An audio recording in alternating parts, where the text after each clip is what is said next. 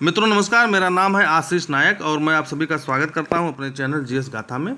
आज हम लोग बात करेंगे हॉस्टाइल विटनेसेस, हॉस्टाइल स्टेटमेंट, पक्षद्रोही साक्षी के बारे में बात करेंगे, जानेंगे क्या है। जो लोग कोर्ट कचहरी आते जाते हैं उन्हें मालूम है कि हॉस्टाइल विटनेस, हॉस्टाइल स्टेटमेंट क्या है, लेकिन जो लोग नहीं जाते हैं उन्हें ठीक से नहीं पता। एविडेंस एक्ट साक्ष्य अधिनियम की धारा 154 में जो है पक्षद्रोही साक्षी के बारे में बताया गया है। धारा 154 कहता है पक्षकार द्वारा अपने ही साक्षी से प्रश्न, ठीक है, पक्षकार द्वारा अपने ही साक्षी से प्रश्न। अब हम लोग जानते हैं क्या है जो अपने हित के खिलाफ बात करे।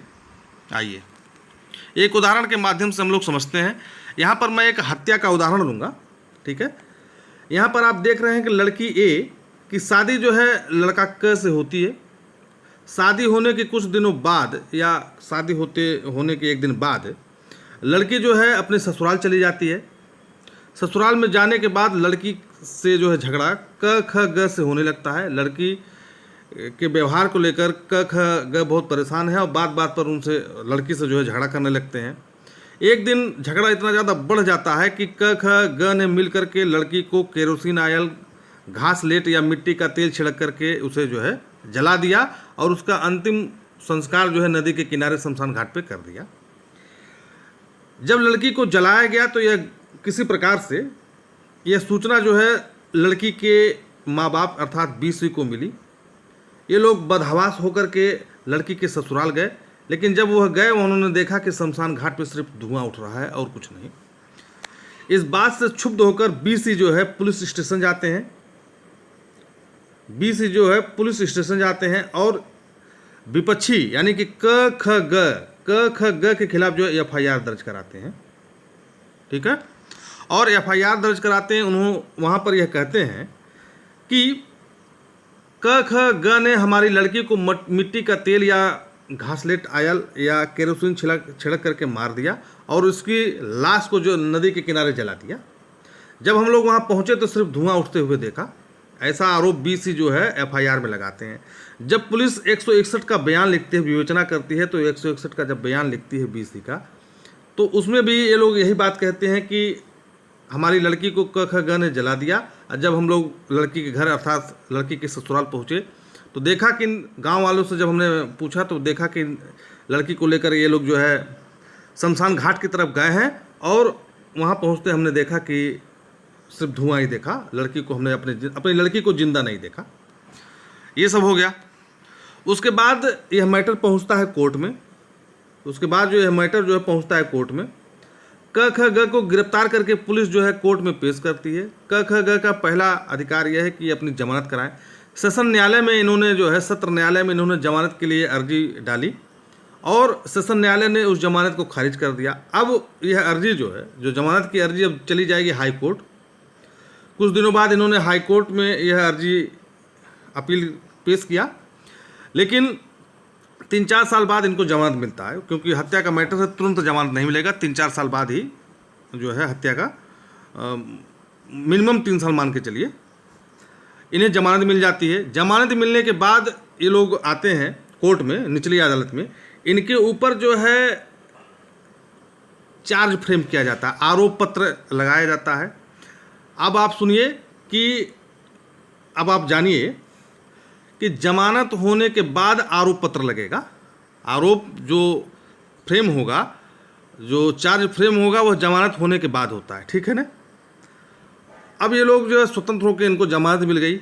इन्होंने जो है इस पक्ष के पास जो है एक प्रस्ताव भेजा कि तुम 10 लाख रुपया ले लो, ठीक है, और इस पैसे से अपनी लड़की की शादी कर देना या अपने ये जो लड़का है इसको पढ़ाना लिखाना जो करना हो करना, लेकिन यह मुकदमा वापस ले लो, इस मुकदमे को हमारे ऊपर से उठा लो। क ख ग कहते हैं ऐसा।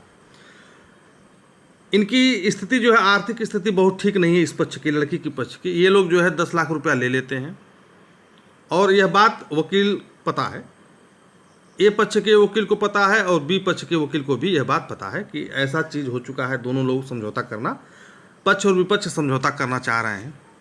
अब यह मैटर अब जो पेशी होती शुरू होती है कोर्ट में, जब बहस होना शुरू होता है तो बीसी ये कहते हैं कि साहब हमारी लड़की जो है स्टोव से खाना बना रही थी, अचानक उसके कपड़े में या साड़ी में टेलीकाट की साड़ी पहनी हुई थी, उसमें आग लग जाती है जिससे वह जल जाती है। ठीक है, और इस बात की सूचना क ख ग के द्वारा जो है हमको दी गई कि आपकी लड़की खाना बनाते वक्त जल गई। ठीक है, चूँकि हम लोग गरीब थे, साधन विपन्न थे, हमारे पास साधन नहीं था कि तुरंत हम लड़की के ससुराल किसी जीप, कार या बस में बैठ के पहुँच जाएँ। जब तक हम लोग वहाँ पहुँचे तो देख रहे हैं कि जो है लड़की का समुचित रूप से अंतिम संस्कार किया जा रहा है। इन्होंने अब जो है FIR में जो बात कही, ठीक है, और 161 में जो बात कही, अब वह अपने हित के विपरीत बात कर रहे हैं। पहले इनका हित था कि लड़का, उसके बाप, उसकी माता को सजा दिलाना, अब इनका हित हो गया है उसे बरी कराना। अब ये लोग अपने हित के खिलाफ, BC जो है अपने हित के खिलाफ बात कर रहे हैं, क्योंकि इनको पैसे मिल चुके हैं। ठीक है, जज साहब भी इस बात को जानते हैं, या तो हॉस्टाइल पे आधारित होकर जज साहब इन सबको बरी कर दें, यदि सजा देते हैं तो इन्हें हाई कोर्ट से जो है ये बरी हो जाएंगे। क ख ग।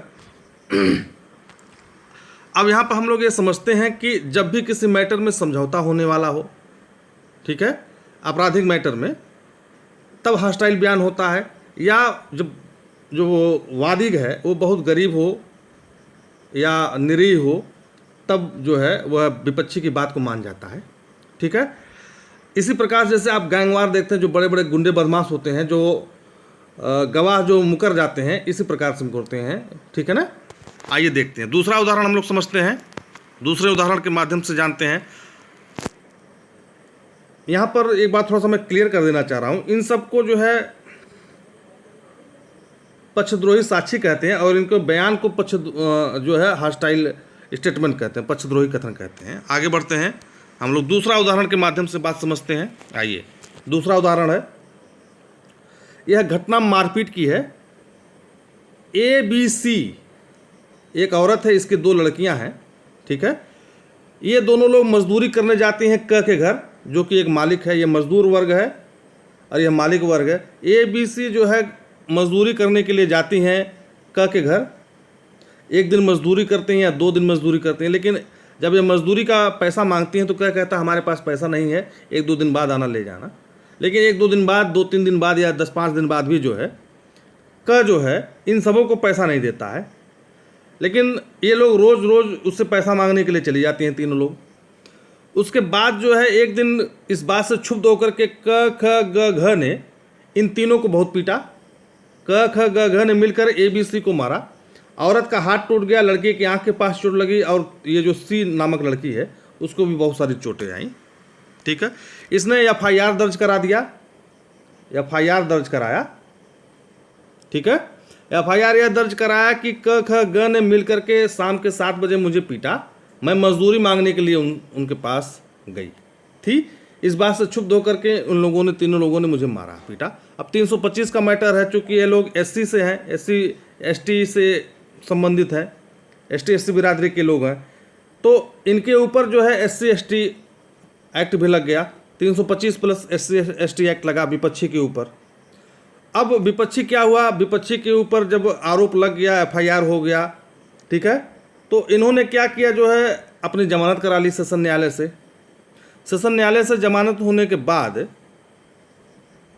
इन्होंने कहा, इनके ऊपर जो है आरोप फ्रेम हो गया, आरोप पत्र जो है बन गया। आरोप पत्र बनने के बाद इन लोगों ने 50,000 रुपये का लालच दिया इन्हें कि 50,000 रुपया ले लो, मुकदमा उठा दो।